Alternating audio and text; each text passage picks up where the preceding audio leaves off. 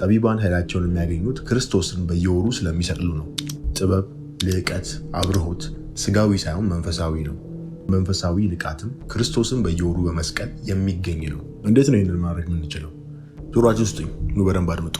ጨረቃ በየወሩ የመናዝል ቤታችሁ ስትገባ ከአንጎላችሁ የሚፈስ ፈሳሽ አለ።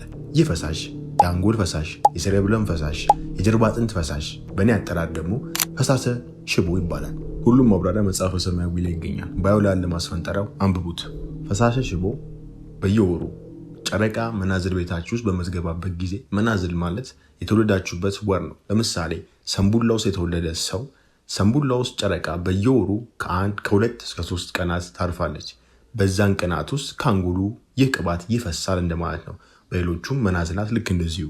ይህ ፈሳሽም በቀጥታ ጀርባ አጥንትን እያቀጣጠለ እያዳረሰ በመረጃ ይወርድና 5 የአጥንት ጉድጓዶች ላይ ነው የሚቀመጠው። እነዚህ 5 አጥንቶች ሰክረም ቦን በመባል ነው የሚጠሩት።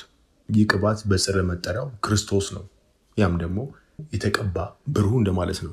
በኤሌክትሪክና በመግነጢስ ተመግቦ ወይም ደግሞ በበጤንና በፒቱታሪ በኢዳና በፒንካላ በሚባሉት የነርቭ አስተላላፊ ትልቁ መስተሃውር ነርቮች ነው ወርዶ እዚህ 5 ሳጥን ላይ ከ2 እስከ 3 ቀን ጨረቃ በምታርፍበት ሰዓት ላይ የሚቀመጠው።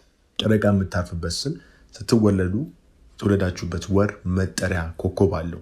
እዛ ኮከብ ውስጥ በየወሩ ከ2 እስከ 3 ቀን ጨረቃ ታርፋለች ነው እያንዳንዱ 12ቱም መናዝላት ላይ። ታዲያ በዛ መናዝል ስለ የተወለዱ ሰዎች እንዳለ ጨረቃ በምታርፍበት ጊዜ ከአንጎላቸው ይህ ፈሳሽ ይወርዳል ነው። አሁን ያልተመረዘ ጤናማ ምግብ የምትመገቡ ከሆነ፣ አልኮል ማትጠቀሙ ከሆነ፣ ከዝሙትም ከራቃችሁ ይህ ቅባት ተስፈንጥሮ ወደ መሃላናት ይመለሳል። በዚህ ወቅት የራስ ቅልን ጎልጎታን አልፎ ነው የሚሄደው።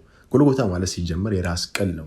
ለዚህም ነው ይህ ቅባት በራሱ መጠሪያው ክርስቶስ ነው። ሲመለስም ደግሞ ጎልጎታን አልፎ ስለሚሄድ ተሰቀለ።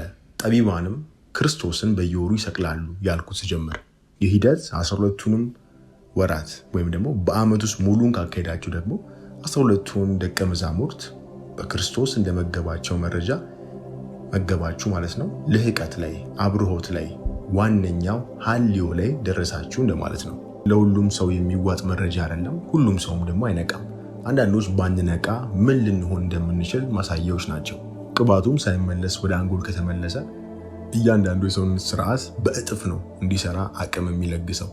ለዚህም ነው ንቃት፣ አብርሆት የሚፈጠረው።